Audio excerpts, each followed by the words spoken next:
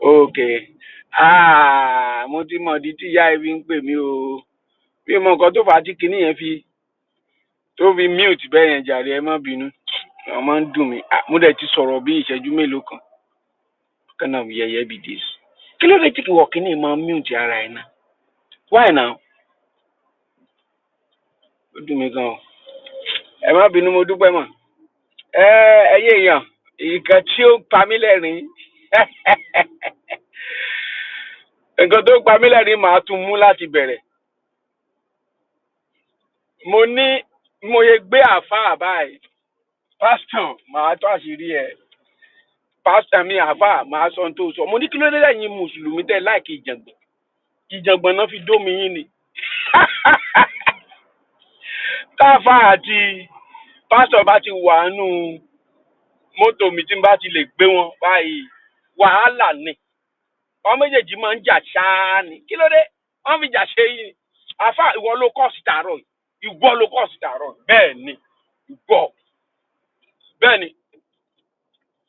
Àáfàá Tájù, ẹ ṣọ́ ara yín. Màá mú yín lọ Oǹdó, ẹ lọ jẹ ajá. Ẹ bá jẹ ajá, ara yín máa balẹ̀, ẹ ní máa ṣe bẹ́ẹ̀ ṣe ń ṣe. Èèyàn kan wà lórí ètò ìbáyìí tó ti jẹ ajá. Ajá gbígbẹ. Ẹ̀yin tẹ́ bá nílò ajá gbígbẹ, ajá àyàngbẹ. Wọ́n ṣe é mi sà. Owó dí ọ̀nà yìí mẹ́rin ó gbóǹdó bẹ́ẹ̀ mẹ́fọ̀dé èdè ń gbọ́. Tó bá nídìí ajá yóò gbá ẹ̀. Àmọ́ ṣe yẹ. Wákà sanwó shipment. Ajá gbígbẹ. Àsanwó oyún ìkónù àti táìbù àtàtà odò. Ìgíjẹ mo bí ẹ̀yìndé jẹ́ ìmọ̀bọ̀ bí ajá ń jẹ. Ìwọ̀n wo ìjájá tán bẹ́ẹ̀ sọ ń dè gbóǹdó. So bí ọ̀rọ̀ tí mò ń bá bọ̀ ẹ má jẹ́ ń distract. Làáfàá bá wọlé sínú mọ́tò láàárọ̀ ló wá ń béèrè lọ́wọ́ pásítọ̀ pé pásítọ̀ ṣé o lè búra fún mi pé ò ní girlfriend.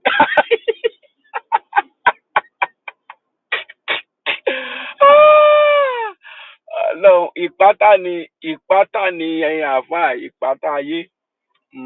Bàbá olúwo sọ pé tóun ti dún junction tá a bá gbé wọn sìn màá dá ọ̀rọ̀ yẹn sílẹ̀ wọn á wá dáta afárán aṣarán fáṣarán ti ajérò fún ajérò àbí báwọn náà ṣe ń sọ. Iṣẹ́ tí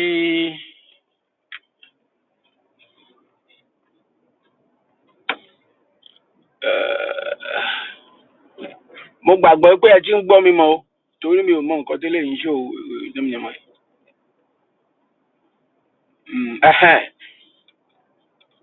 Iṣẹ́ tí mo rán bàbá wo ó lóun jíṣẹ́ torí àgbákòbà náà ó lè sa àgbákòbà náà pẹ̀lú ẹni tí bàbá dárúkọ ẹ̀ ń gbà yẹn pé wọ́n rán.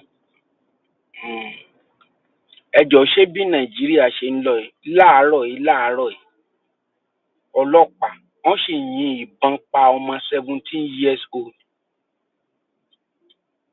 nílùú Ìbàdàn. Wọ́n dẹ̀ mọ́tò yẹn ó ń lọ ó fẹ́ escape pé kó n tètè gbọ́mọ ọmọ tó fẹ́ lọ ṣe wà ẹ̀dẹ̀ dànù. Ẹ má jẹ́ ká tara wa. Mi ní pẹ́ lórí road chat yìí àfà. Ẹni tó bá ní voice note, ẹni tó ní social media, ẹ̀yin celebrities say something. Kì í ṣọmú ọyàn tẹ́ ń gbé síta ẹ̀ la fẹ́ jẹ. Say the truth to the power. Wọ́n ti gáàgì ẹ̀gbọ́n ojú yọ bọ́.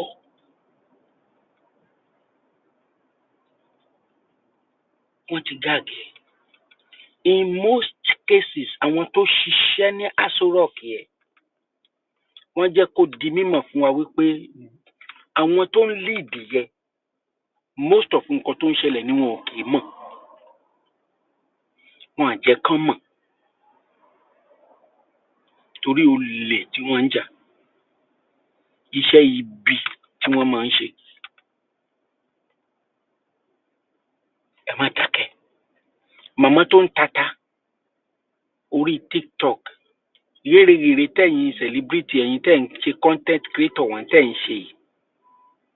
Ẹ lọ sí ìsọ̀ onísọ̀ ẹ dédé gbé ọkù ọmọ ẹ máa gbé síbẹ̀ àwọn èèyàn àṣà ẹlòmíì adédé fi fọ́ndùgbẹ̀ ẹ pé ní fọ́ndùgbẹ̀ ní dọ̀tọ̀ ìyẹn blomblom ẹ yé páwù ẹ ṣe bí ẹ pé ẹ dákú wọn yìnbọn pa yín nígbà tí táwọn èèyàn bá sáré tán bá forí lálẹ̀ tán bá kú sí yín lọ́rùn màá rán yín létí in tó yẹ kẹ́ ẹ fi social media ṣe ẹ fi ṣe torí kọ́bọ̀ owó orí burúkú tẹ̀ ń gbà àwọn nǹkan tí ò dá àìmọye content tó wà pa lórí social media náà tó fi ń ṣẹ́tù nǹkan tó fi ń tú àṣírí nǹkan ẹ lọ wo VDM náà ẹ rí VDM ni ẹ rí nǹkan tó ń ṣe ni àwọn èèyàn gidi á tẹ̀lé àwọn èèyàn gidi á support yín kí dẹ̀ ṣe pé ẹ lọ sí school ẹ wà lọ create content burúkú content tí ò dá ìmí àgbé ọyàn ẹ̀ síta ìmí ìdí náà ń gbé síta báyìí ìmí àmọ́ tòtòkùtò lórí alóńdólò àti wíwà lóko nǹkan ṣe àwọn ọ̀rọ̀ yamayama ní ọ̀rọ̀ tí ò nítumọ̀ ẹ máa wá sọ lórí social media ẹranko jákèjádì ìlú bàjẹ́ tó yẹn àwọn olóṣèlú yẹn ò kó rọ̀ yín lọ́rùn ní lẹ́ẹ̀fi sọ̀rọ̀ òun ni Yorùbá sọ pé bá dákẹ́ jẹ́ àbá dákẹ́ wọ́n bìlífù pé ẹ wà ókè ní Friday tó lọ yìí odindi city kan ní àwọn Boko Haram overrun ìlú tó jẹ́ pé ìlú ẹni tó ṣẹ̀ṣẹ̀ kú ní presidency nìyẹn ó ti sá kó lu ẹ̀ ó ti sá lọ sí Kaduna ní Buhari tó bà ìlú yẹn jẹ́ nígbà tó fẹ́ sọ pé tó ní àfi kí Jonathan lọ pé òun á make ìlú yẹn ungovernable fún Jonathan tí n bá ní kí n máa ka orúkọ àwọn tó lọ ṣe protest ńgbà yẹn bàbá wa tó ṣe ń ké tó ní látàrí nàbí whatever Túndé Bákàrè ó pẹ̀lú àwọn tó lọ ṣe rally ńgbà yẹn ọwọ́ mọ́ fẹ́ lápẹ̀lú àwọn tó lọ ṣe rally mi ò lè kà wọ́n tó àti Tinubu tó lọ ṣe rally tó dẹ̀ jẹ́ pé Jonathan ti gba àwọn machinery kan wá kílé àwọn wèrè dànù ẹ̀yin Hausa yìí kan náà lẹ pariwo pé wọ́n ń pa àwọn èèyàn yín títí lórí Buhari wá sí meeting kan Bàdàngbà yẹn ni wọ́n ń pa àwọn èèyàn ó dórí oyè ó kó gbogbo Fúlàní wá ìlú ẹ̀ gọ́vọ́nà Sulu ẹ̀mí ọmọkùnrin yẹn gbìyànjú ìgbà free something ìgbà rice ìgbà empowerment ìgbà kínní àwọn Boko Haram ti gba ẹmọye cities àwọn gọ́fìnà yín ló ṣàfẹ́nu wọn sọ bọ̀ lára àwọn gọ́fìnà yín kẹ̀ ló ń sọ wípé kákó àwọn Fúlàní pé Nàìjíríà wọn làwọn ní níbo mò ń bọ̀rọ̀ mi bọ̀ àfà ẹ fi pásítọ̀ lẹ̀ pásítọ̀ bá fẹ́ ní gẹ́fẹ̀ẹ́ kó ní gẹ́fẹ̀ẹ́ níṣẹ́ yín lè jà ẹ̀yin lẹ́ máa dájọ́ ẹ̀ ní ẹgbàgbéjọ àìmọye àwọn pásítọ̀ tó wá sílùú òyìnbó ń bíbá ká mọ gẹ́fẹ̀ẹ́ ní wọn ẹ lọ́jọ́ kọ́ yìí pásítọ̀ kan sọ ọjọ́ sí tó sọ pé òun kì í lóògùn àdẹ̀mọ́ dọ́kítọ̀ ẹ̀ wọn kábẹ́rẹ́ bòwe ẹ̀ ẹ lọ́jọ́ kó ẹ jẹ́ ká máa tàn yín jẹ àkókò tó yẹ kẹ́ jẹun kẹ́ jẹ àkókò tó yẹ kẹ́ mú kẹ́ mú mi tó yẹ kẹ́ sinmi kẹ́ sinmi ẹ jẹ́ kẹ́ni máa tàn yín pé àjẹ́ kan wà bí ká àjẹ́ kan ń jà kò sáàjẹ́ kankan bí kan kò sí mèrè kankan bí kankan ẹ̀yin fún ara yín là jẹ́ ara yín àwa là ń dààmú ara wa Yorùbá gan lọ ara ẹ̀ Yorùbá ṣáàjẹ́ ló wá da Yorùbá ṣọ́ọ̀bù ṣáàjẹ́ àbáwọn tó ń lu owó ń pọ́npọ́ láìpò tán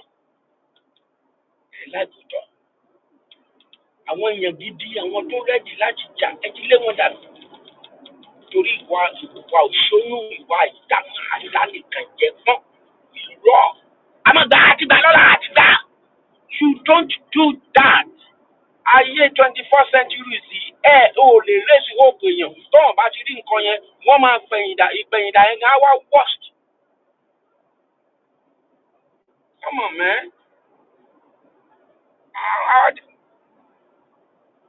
àwa wọn àti kọjá ọmọ àgbẹ̀ kọrùn roko nǹkan wọn máa fi ajá lọ́gọ̀ fáwa ibẹ̀ ẹ̀kọ́ mú lọ ká pẹnu kan ká sọ̀rọ̀ Buhari ti dá nǹkan rú gidi kó tó lọ a mọ̀ wípé ẹgbẹ́ mi ojú tó yọbọ́ tí òfò náà mọ̀ pé ó ti dá nǹkan rú òun ló gbóhùn lè ṣe é ó ṣèlérí pé ó lè ṣe ni AGBAKOBA tutu àti rán AGBAKOBA ti sọ ojú abẹ́ nǹkó the solution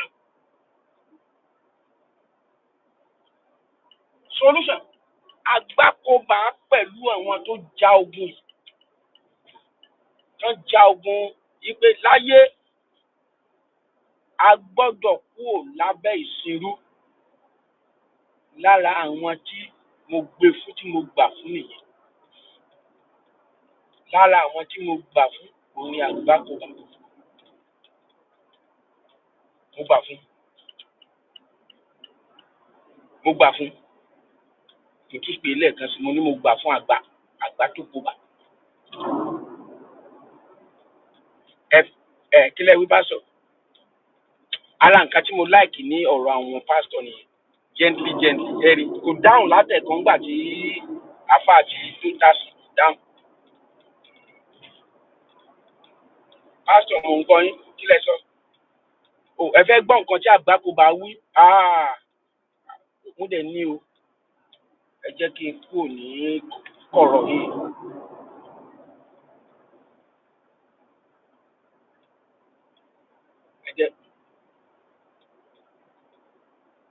ẹ jẹ́ kí n kúrò níbí ṣe ti gbọ́ màá play ẹ̀ sí ẹ rí AGBAKOBA ti parí ó ti yanjú ọ̀rọ̀ yẹn sẹ́ ti yanjú ẹ̀. I'll put you in a rather difficult situation. Perhaps not sure. What you, at this age, what you probably will imagine you'll be in. But it's going to be a very few minutes of feeling like that. Let's assume that you are President Olisa AGBAKOBA, President of Nigeria. Just for a moment, President AGBAKOBA, and for all you have analyzed, President Olisa AGBAKOBA, what would you do to Nigeria today if you were the president? The first thing I'll do is to dismantle the Constitution. That's the first thing I'll do. I'll dismantle the Constitution. I'll call in the elders, social elders, religious elders, traditional elders, political elders, and say, I'm in trouble. Things are not working. What can we do? I'll have a frank conversation and say, I'd like to make Nigeria a place where everybody feels equal. And the only way I can do it is to take government to the roots. There are things I can't do that I see in the Constitution. I don't want to do them. So I would like to have a situation where I distribute power and pass a new constitution. And in fact, I see a model. I see the 1963 model. Can we have that so that the regions will have its space? MK.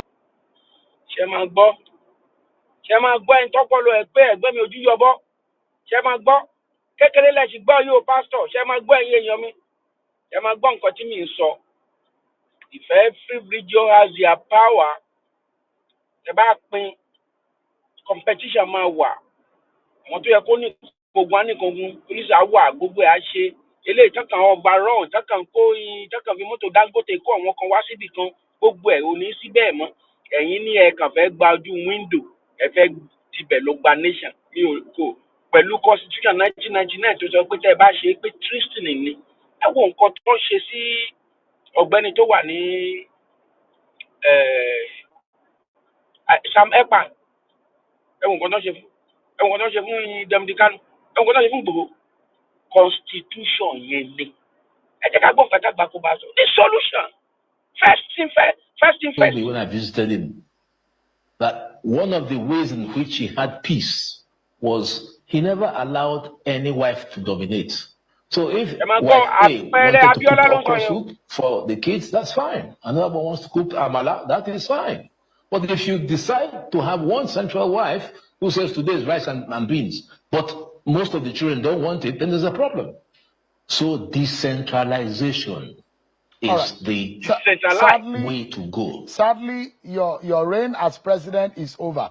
Unfortunately, I made you president in 1 minute, and you've told us what you will do. But now, do you think that the original president, President Bola Tinubu, has the political will or could do what you have described now? A comment. I don't see why not. Bola Tinubu is a great friend of mine. And we used to talk very much in the democracy during the struggle. And I don't see what's holding him, honestly. I think he has the will and the capacity to carve his name in history. There is not President Tinubu reducing his powers and strengthening the states and the local government will not make him less President Tinubu. It will make him more effective. You know what I always tell people who are my friends in politics? I say, you guys spend too much politicking. Every night you are cavorting in rooms and all that. But there's something very simple you can do. Win the hearts and minds of people. It's the easiest way. Win people by being good. Deliver schools, deliver hospitals, deliver good jobs. They will not forget you. They will in fact line up and vote for you because you are the man who did not ask anything from them. But if you think you can keep buying, because you know the game of Nigerian politics is to buy the votes and to rig. You know that. That's why every time we are over clogging the courts with petitions. Why can't politicians, and for the life of me, I don't understand it. I am a political leader. God has allowed me the opportunity to govern people.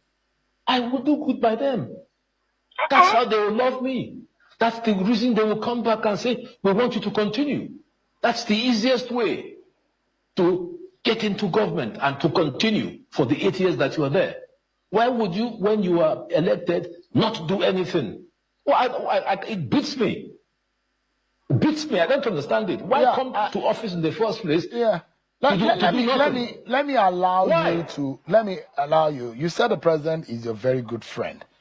He's getting into his second year of his reign as president. And if you are to tell him something tonight about the way our country is, and you have said earlier today that we urgently need to take action for our country to move forward. Let's assume Mr. President Bola Tinubu is watching you tonight. What would you be telling him right now? Yes. But I've told him. I've told him. What did you tell him? Had the opportunity. Ẹ̀yin tẹ́ ẹ wà ní ọ̀dọ̀ ẹ̀gbọ́n Bọ́lá Ahmed Tinubu tẹ́ ń bá ṣiṣẹ́ bẹ̀rẹ̀ látòrí bọ́dà mi Gbajabiamila. Ó ń ṣe dáadáa ní Sùúrùlérè ní constituency ó ń gbìyànjú Gbajabiamila, to be honest. Bó tiẹ̀ jẹ́ pé ńgbà kan tó ń pe àwọn kan terrorist kò jẹ́ kí n láìkí ẹ̀ tó mo ti dáríjì. Torí téèyàn bá ṣe nǹkan téèyàn sọ bó ṣe. Bẹ̀rẹ̀ látòrí torí òní chief officer àbí chief of kìíní kan, chief of staff ẹ̀gbọ́n mi Gbajabiamila. Ẹ jẹ́ kí ẹ̀gbọ́n ojú tó yọbọ́ tí ò fọ́ ẹ jẹ́ kó ṣe nǹkan tó yẹ kó ṣe. Orúkọ rere ó sàn ju 80 years lọ. Orúkọ rere wọn ò lè gbàgbé láyé Mandela. Orúkọ rere sàn ju 80 years lọ. Ó sọ kò sẹ́ni tó lè sọmọ ẹ̀ ní Abacha Nàìjíríà yẹn mọ́ láyé. Àbó lè sọmọ ẹ̀ ní Mobutu. Àbó lè sọmọ ẹ̀ ní Idi Amin. Sí orúkọ rere ẹnìkan wà tó ti jẹ́ òkó tiẹ̀ bọ̀ Nàìjíríà rí tí wọ́n máa ń kó aṣọ ẹ̀ bí ilé minister for kìíní kan bóyá finance bóyá ní Nàìjíríà ń gbà yẹn. Òun dà lónìí gbogbo nǹkan tó kó jọdà. Abíọ́lá táwa gan dọ́là náà gbogbo nǹkan tó kó jọdà àwọn ọmọ ẹ̀ ń ṣaládìta. Kò sí béèyàn bá kú gbogbo nǹkan tó ní láyé kú nìyẹn ṣá. Ó ti kú nìyẹn. Èyí tí ọ̀rẹ́ mi ṣe yìí tó kàn ń ṣe sókè yìí sísàlẹ̀ oníkálùkù gbé kádàrá tiẹ̀ wálé ni. O lè lo kádàrá bàbá ẹ̀ má ṣe èèwọ̀ o lè ṣẹlẹ̀. Work for your own. Work for your own. Gbogbo à ń kó táàsì à ń ṣe kíní kan à ń fi géètì gbawó à ń fi kíní kan gbogbo ẹ̀ ló máa lọ àdìtàn. Àwọn kan ti ṣe rí èèyàn la travel kò síbi tí ò níyàwó sí lágbàáyé òun dà àwọn ọmọ náà dà lónìí. Ẹnìkan bẹ ọmọ wọ ni mo láìkùnrin ọ̀pọ̀ bárí wa lóde ìwọ̀n wù àwọn tẹ̀m̀bẹ̀lú. Bẹ́ẹ̀ lásàjà ńlá kúbi jẹ́ òjẹ́ wọ̀bọ̀wọ̀bọ̀ òkèbọ̀bọ̀ òkèrò jẹ lábẹ́ kẹsì. Iṣẹ́ ọwọ́ wa làwa ń jẹ ìròtájọ ń rìn o ká má mọ̀ bára wa lóde o tuntun. ọ̀rẹ́ mi máa ṣe mí kémi máa kí ẹ ní kò máa ṣe mí tó bá fẹ́ kémi tẹ̀ mọ́ kí ẹ. ọ̀rọ̀ wọn lọ́jọ́ tó dòru o kọ́ lọ́mọ mọ́mọ́ rẹ̀ pa mọ́ ni mo mọ̀ ìrìn tájọ rìn o ká má mọ bára wa lójú o tó. èrò mìíràn wọ̀ ẹ bá mi gbé ọ̀ṣọ́ mi.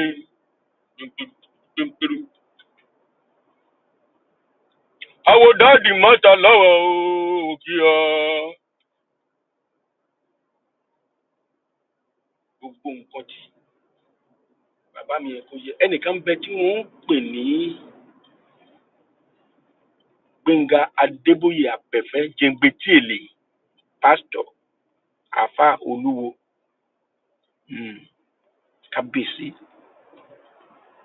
ohun tó ń bẹ lẹ́nu ẹ̀ ó lè lo ohun arúgbó ó lè lo ohun ọmọ kékeré ó lè lo àgbàlagbà ó kú Gbẹ́ngà Adébóyè níbi tí títí ẹ̀ another 100 years la tún máa rírú èèyàn bẹ́ẹ̀ yẹn níbi títí ẹ̀ lè dé Gbẹ́ngà Adébóyè kú ó dé ọ̀run wọ́n ní kó padà kó lọ ṣàtúnṣe nítorí pé ìwà tó kù láyé Gbẹ́ngà Adébóyè kò kọ́lé kò ń yọjú òun ló gbé fíbà sókè wọn ò lè gbàgbé ẹ̀ síbẹ̀síbẹ̀ náà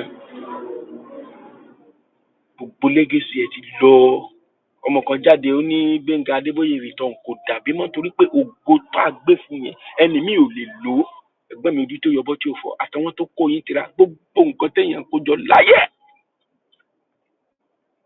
òfúdù fẹ́ tẹ̀ ìfúgàn títí tèmi tí mò ń sọ̀rọ̀ yìí àìnítẹ́lọ́rùn Sátánì ti dà sáyé ó ń ṣe irú wa yìí gan fún ara wa àwọn pásítọ̀ gbogbo ti chọ́ọ̀chì síbí ní chọ́ọ̀chì sọ́hún at the end of the day òun dà lónìí àbá Orímọládé Mósè Orímọládé tó gbàdúrà ẹ̀bọra tó wà lórí ìjókòó tó ń gbẹ́lẹ́sẹ̀ méjì lulẹ̀ lórí ìdúró ẹ̀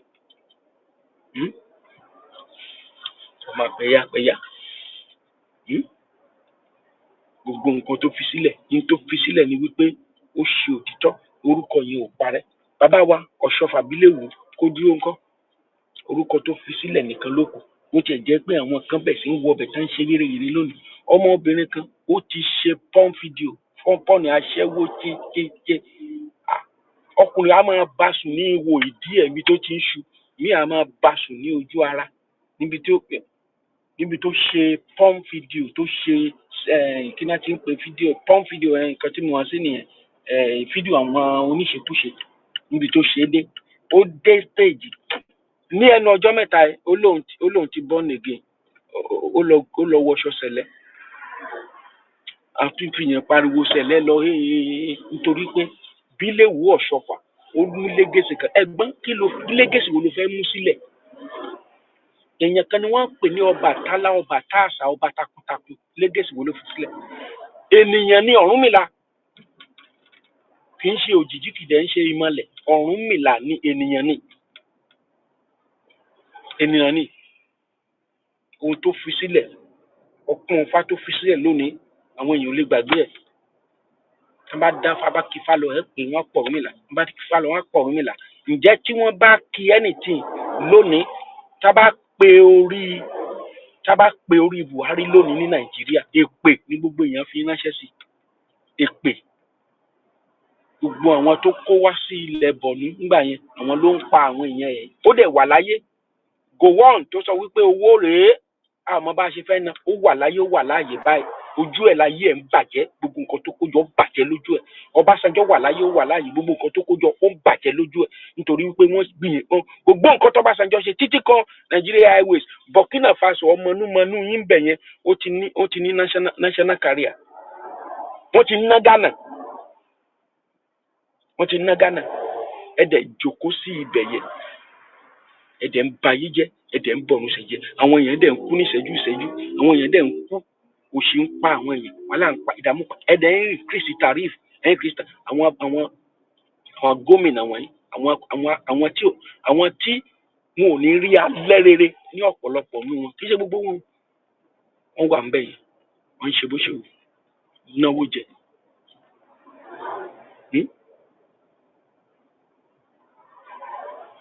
Akérédolú dà àti Betty tó sọ wípé kí kòńdó fò kó nìṣó Betty dà lónìí. Eré gbogbo nǹkan tó kọjá yẹn ẹnìkan wà tó ń pè ní Ajímọ̀bí ń jọ́ kínní àná tó ń dà tó lọ ń wó yin kínní Ayéfẹ́lẹ́. Àwa ọmọ Nàìjíríà a ní church memory tó lọ ń wó yin kínní Ayéfẹ́lẹ́ sì wà láyé ó wà láàyè Ayéfẹ́lẹ́ tuntun sí ilé tuntun míì ẹni tó dẹ̀ wó ilé ẹ̀ lọ tó wó yin music center ẹ̀ lọ́jọ́ sí òun dà lónìí. Wọ́n wá sí wọ́n wá gbé èsì síbẹ̀ ẹ bẹ̀rẹ̀ pé ṣé èsì yẹn sì ń ṣiṣẹ́ ẹlòmíì á ti máa dó ìyàwó ẹ̀ bẹ́ẹ̀ ni mo sọ. I told him Nigeria's constitution needs to be reviewed, reworked, remodeled, and designed in a way to suit our democracy and our people, number one. Two, I've told him that we should practice what I call economic nationalism. Money is in the hands of too few people. I don't want to go into the issue of what happens in our oil governance because nobody will believe it. So I'll just leave that one. But when money in Nigeria is in the hands of too few, there's a problem. Let's have a system to distribute wealth equitably, maybe not equally, equitably. Let everybody feel the impact of government. That's what I will tell him. And that's what I told him. I gave him 10 points. 10 points. But what was his response? I will call you. Did he say that he was going to do any of those things you told him? He said that he will call me. I'm waiting for the call. I'm waiting for the call. How long was this? How long was this? Tinubu, this was actually at Babio's birthday celebration in Abuja, where I gave the keynote speech. And I gave them 10 points that if they put in place will change Nigeria. It's not difficult to make Nigeria work. That's the problem.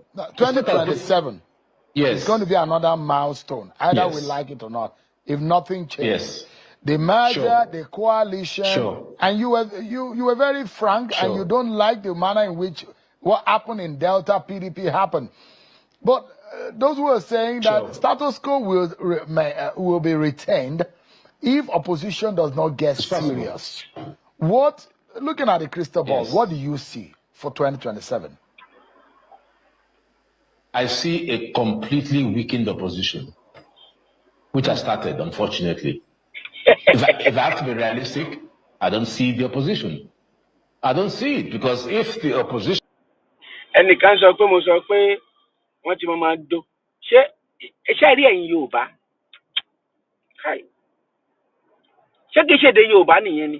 Ẹ máa parọ́. Òun ló dẹ̀ jẹ́ ká ẹ bá yí ọ̀pọ̀lọpọ̀ àwọn ọmọ yín jẹ́. Ẹ láìkótọ́.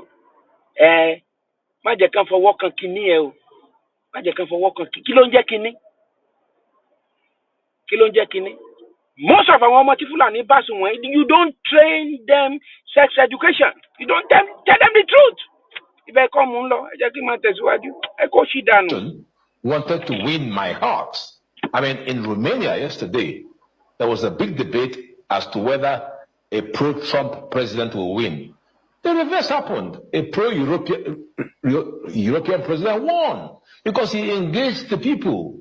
I don't see the opposition engaging anybody except capital crossing and defecting. I'm a cross. I'm a jolly. Where is the message? It's not coming across. That's the problem. Nothing is coming across. The radio is not tuned properly, so Nigerians are not hearing. If the opposition thinks that they're making any sense, I better tell them tonight they're not. And if they think they have a chance for 2027, they have 2 years to wake up. But if the answer is to keep defecting, that's not going to help Nigerians because it will not strengthen democracy. It will rather weaken it. And that's the big shame. So in reality, the real challenge is, where are those people who are prepared to sacrifice to be in the opposition and make it work. That is the challenge. The electoral process in this country, Nigeria can work. Yeah, the electoral process in this country is one area that gives a lot of people worry. You've identified that we've been unfortunate with the quality of leadership in this country. If you have visionless leaders, purposeless leaders, leaders without focus, the nation can never move forward. But what about election? The process that brings these people to power, how do we fix that? The process that brings these people to power is unfortunately itself manipulated. It's manipulated. I mean, do you want me to tell you the story of how some people in the APC ran for presidential slots when they lost and the time had passed? They quickly ran to become senators and they are there. Don't you know about that? So what electoral process are you talking about? It doesn't exist. That's the truth. It doesn't exist. Which is why you have voter apathy. People say, I'm going to vote. Will it count? If you want to ask my honest opinion, I ain't going to vote nowhere. I'm not going anywhere. I'm going to be on my bed that day, drinking non-alcohol beer. Because I don't know that it will count. If I go and stand in the sun for 1-2 hours just to see people pinching money around, you can see the mago going on. It's so obvious. If you have a camera, you will see it. So you want me to go to that process? I might not go. Imagine. I'm still thinking about whether I'll go. But for now, let the opposition wake up. Let them stop drifting into the APC. Come on. Stand firm. If you lose, you lose. People will recognize and remember you. This thing we're talking about, very, very soon, people will not remember those who were empowered today. So the legacy you can give yourself is to write your name in history. That at a particular point in time, so and so person led the Nigerian opposition, or so and so person led the ruling party. And I'm sure President Tinubu would, at the end of the day, be a better president if he had a strong opposition. I have just 30 seconds to close the program, Mr. AGBAKOBA. You saw the effort of Mr. Peter Obi. A lot of people never gave him a chance, but you saw what happened. But are those who are thinking that he needs to pair up with someone that is strong to give Nigerians alternative. If you have the opportunity to advise someone like Mr. Peter Obi or Atiku Abubakar ahead of 2027, what would you be telling them? Just about 30 seconds so that we can close.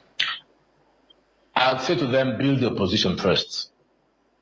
Opposition is not built around a person.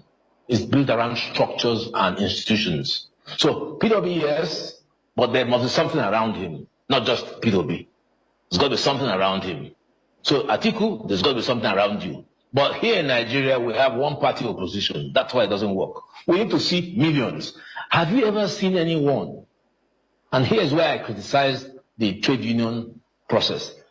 Every time they go on their so-called strike, a day to the strike, they call it off. Where is, I blame the churches. Nonsense. Where are they? Where are the Catholics? 30 million Catholics. Where are they?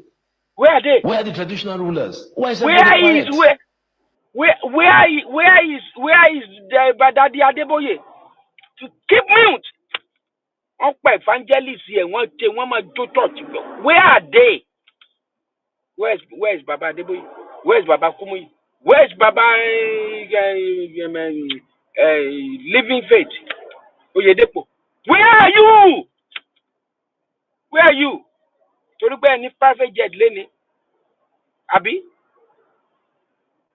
Che Kenneth Clamp, Abi? Che American, influential American pastor, you Kenneth Clamp, something like that. Ó ti wà lẹ́wọ̀n.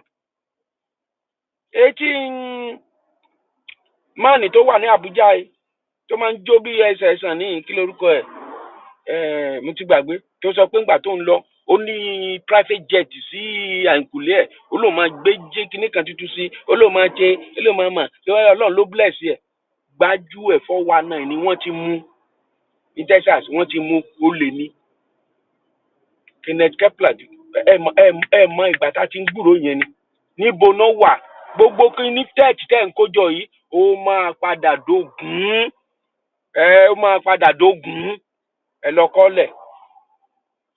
We're civil society. So the hapless Nigerian who earns a living every day and makes 2,000 naira, are those the guys you think will fight? When the structure of Nigeria is not working? Mr. Olisa AGBAKOBA, a former president of the Nigerian Bar Association, senior advocate of Nigeria. Thank you so much. Maybe I should add something. Elder State. This situation is actually a few days old.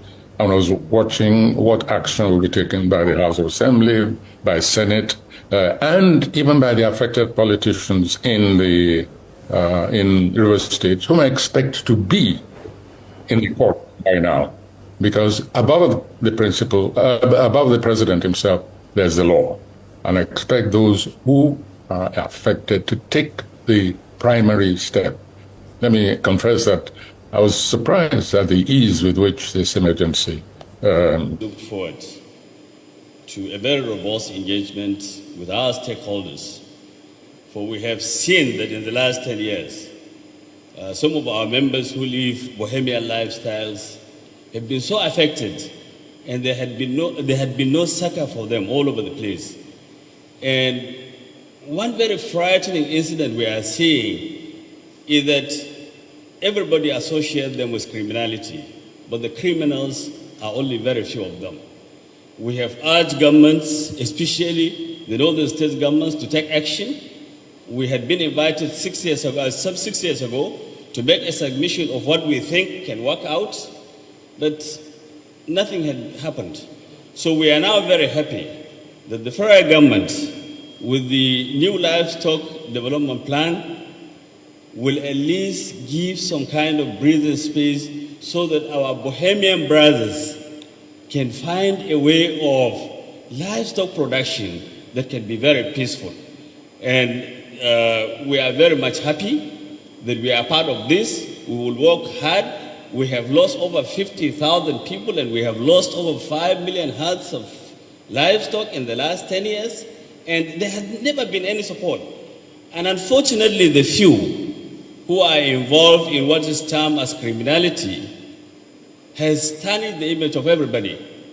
And wherever a Puldo is now seen, he is tagged as a criminal. And we suffer from the stigmatization of the media. We are the only group of people whose members, when they commit crime, it is all attributed to the whole race. I think this is a very dangerous trend, and it need to be taken care of by whoever is concerned. But we, as an association, our objective has all along been to encourage the modernization of livestock production system. We know. I put you in a rather difficult situation. Perhaps not. Alpha, Eboleni, Kinimbe, me, the Gori Bridge. Yaketulawani, because àwọn ọmọ ìlú wà ń bẹ̀ yẹn wọ́n máa yọ láwàní lórí yín ẹbọ tó bá dẹ̀ jẹ́ pé ìbẹ̀lẹ̀ kó igbó sí tẹ̀ǹtà mọ̀ pé máa gbàtú oṣù káìlérí kò sẹ́ni tó ń gbé yẹn mọ́ ní Saudi Arabia náà ẹ kàn máa tàwọn èèyàn jẹ pásítọ̀ mi gan fi kọ́là sọ́rùn kọ́là yẹn náà máa fi dáná sun tó bá yá Ọlọ́run ṣàánú ẹ máa parọ́ ẹ máa ṣe bí ẹ pé Ọlọ́run ni. Ẹ lọ jókòó jàre àfà ẹbẹ yìí lẹ kọ́kọ́ bú èèyàn kan láàárọ̀ èmi náà ta sí yín padà ní 1-1 ni 1-1 pásítọ̀ bá lè sọ̀rọ̀ mi ò lè gbé yín yà ń bẹ̀ yẹn mi ò lè gorí bíríìjì èló lẹ́sàn ẹ wo ẹ lọ nǹkan tí mo sọ láàárọ̀ ni kẹ́ ẹ lọ sọ ẹ lọ jíṣẹ́ fún ẹ̀gbọ́n mi tó jẹ́ ọyọ́kọ́ tí ò dẹ̀ lè fọ́ láéláé ẹ̀yin tèmi màá padà wá ẹ bá ní kẹ́ wá mi wá mọ́ wá òjò tí n tó bá fi ṣàpàtà jẹ́ náà lẹ́wọ́ rẹ̀ bàjẹ́ ọdún